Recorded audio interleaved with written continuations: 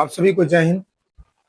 और हम लोग आज पढ़ेंगे नए टॉपिक के बारे में। फिजिक्स का बड़ा बढ़िया है, इससे एक नंबर आता है एग्जाम में। तो मैं चाहता हूं कि आप इसको आराम से देखेंगे। ये बहुत छोटा वीडियो है लेकिन बहुत हेल्पफुल है आपके लिए। मैं चाहूंगा कि आप ये वीडियो को अंत तक देखेंगे और जो लोग बिल्कुल भी आप नए हैं वो बिल्कुल सब्सक्राइब कर देंगे और उसे लाइक कर देंगे। और आपको ये वीडियो कैसा लगा ये बिल्कुल लास्ट में आप कमेंट में यही बता देंगे। चलिए आज स्टार्ट करते हैं सर जी। तो बड़ा बढ़िया टॉपिक है आज का। देखिए, तो आपको समझाने के लिए जा रहे हैं कि प्रकाश का वर्ण विक्षेपण क्या होता है। तो मुझे लग रहा है कि ये चीजें आपको हल्की फुल्की सुनी होगी, लेकिन ये टॉपिक अभी क्लियर हो जाएगा 5 मिनट के क्लास में कि प्रकाश का वर्ण विक्षेपण क्या है। आइए समझते हैं। प्रकाश का वर्ण विक्षेपण को समझाने के लिए एक व्यक्ति आए थे, न्यूटन साहब। न्यूटन साहब ने ये बात को अच्छे से समझाया था। न्यूटन ने कहा था कि अगर जो सूर्य होता है, सूर्य सबको पता है कि सर जी सूर्य जो होता है ये नाभिक संलयन का स्रोत है। नाभिक संलयन के वजह से ही सूर्य क्या करती है, ऊर्जा देती है। आपको पता होना चाहिए इसमें हाइड्रोजन और हीलियम का क्या होता है सर जी, स्रोत होता है। यही की वजह से सूर्य हमें ऊर्जा देती है। ये जो परिवर्तन होता है, ये जो आपस में जो काम करते रहता है, ये नाभिक संलयन प्रोसेस काम करता है। तो सूर्य से निकलने वाले जो श्वेत प्रकाश होता है सर जी, श्वेत प्रकाश, जब श्वेत प्रकाश को प्रिज्म से गुजारा जाता है वो 7 रंगों में विभक्त हो जाता है। ऐसे घटना को सर जी प्रकाश का वर्ण विक्षेपण कहा जाता है। आइए समझते हैं पूरे डिटेल से कि क्या बात होती है।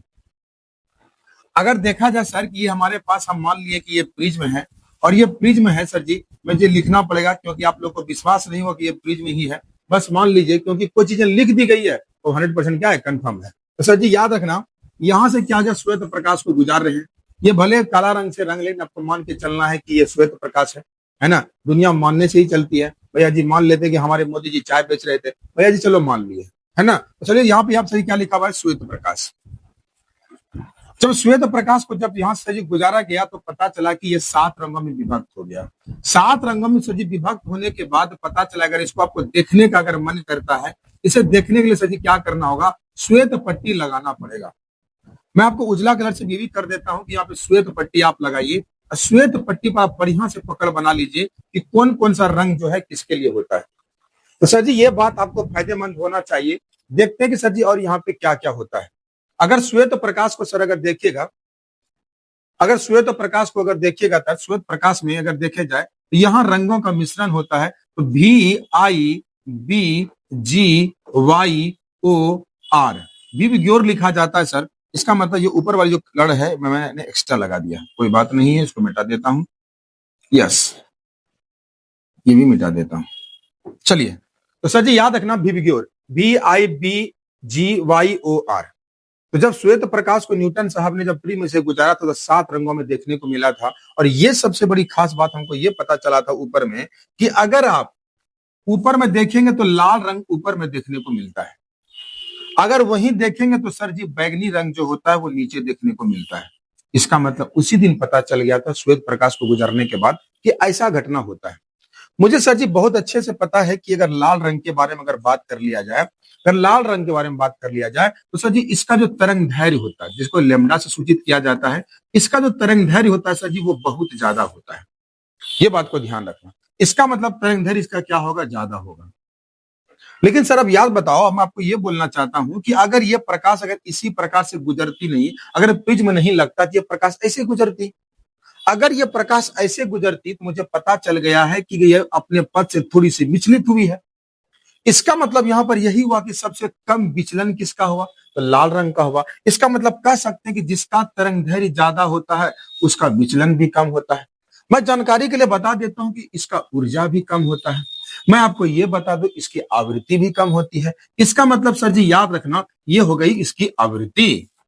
तो विचलन हो गया, ऊर्जा हो गया, आवृत्ति इसकी सब चीज की कम होती है। बस खाली ये मान के चलना है कि जिसका तरंग धैर्य ज्यादा उसका सब चीज कम। रिलैक्स।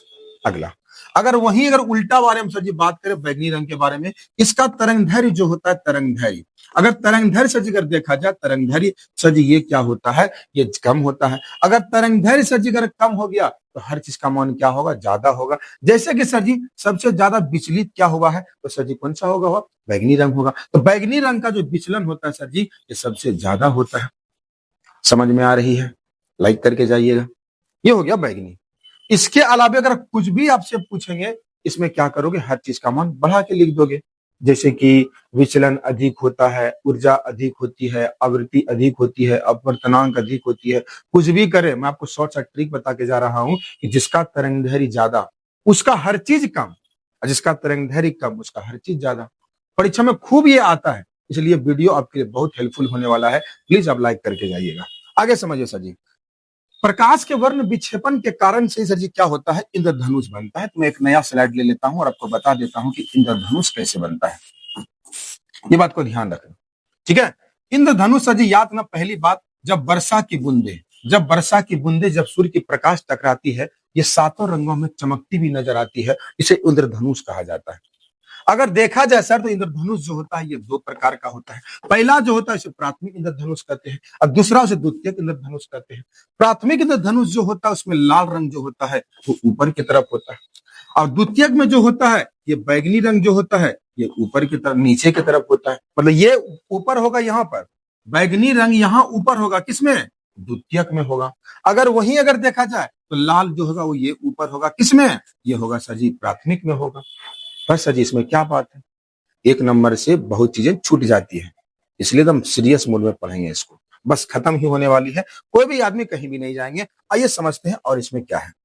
सर जी याद रखना, जब वर्षा की बूंदे से जब रंगों का चमकना होता है, इससे मुझे ये पता चल चुका है कि इंद्रधनुष बनने में सर जी वर्ण विक्षेपण का सबसे बड़ा योगदान है। जी सर, लेकिन मैं आपको बहुत बार बता चुका हूं कि अपवर्तन जब आप पढ़ेंगे तो वहां ये पढ़ेंगे कि जब माध्यम चेंज हो जाती है उसे अपवर्तन कहते हैं। जस्ट जी सर जी, अगर वर्षा की बूंदे के अंदर का अलग माध्यम है, ऊपर का अलग माध्यम है, इसका मतलब ये कह सकते हैं कि प्रकाश ही मतलब कि इंद्रधनुष बनने में अपवर्तन का भी क्या होता है, अच्छा योगदान होता है।